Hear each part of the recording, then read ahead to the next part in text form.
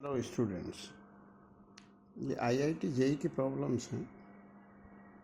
ये 3 vectors P Q and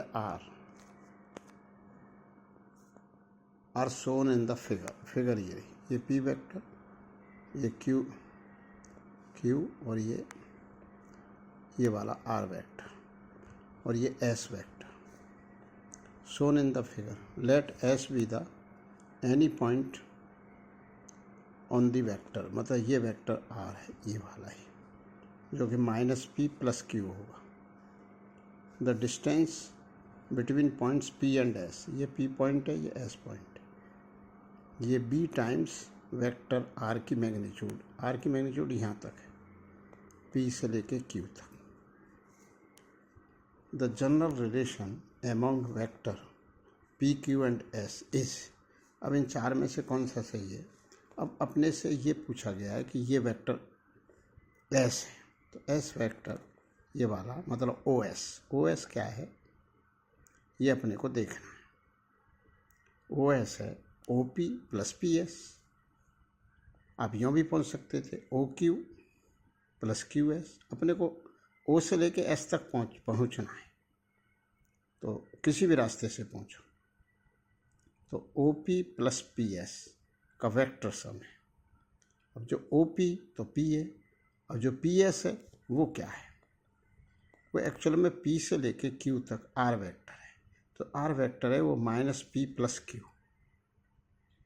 तो इसमें इसकी मैग्नीट्यूड डिवाइडेड बाई टोटल से डिवाइडेड, तो टोटल की जो मैग्नीट्यूड है वो तो मैग्नीट्यूड आर है, पी क्यू। तो P S upon P S की मैग्नीट्यूड अपॉन पी क्यू की मैग्नीट्यूड, क्योंकि ये जो मैग्नीट्यूड है ये पी क्यू की है और हमको पी एस चाहिए, तो पी क्यू के रूप में लिखना है, पी एस को लिखना है।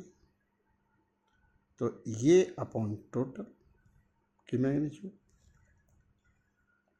तो ये आ गई। तो आर की मैग्नीट्यूड ये कट कैंसिल हो गया और ये आ गया पी प्लस बी टाइम्स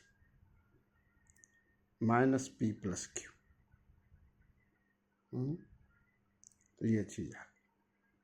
तो 1 minus B into P plus B Q बराबर vector S.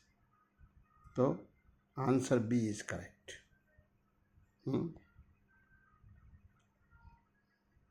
1 minus B into P plus B Q. तो जो आंसर है 1 माइनस बी इंटू पी, ये जो है ये थर्ड है। तो ये C is correct. Next question है, ये in the cube of side A, ये क्यूब है, ये बाई एक्सिस है, ये जेड एक्सिस है, ये एक्स एक्सिस है।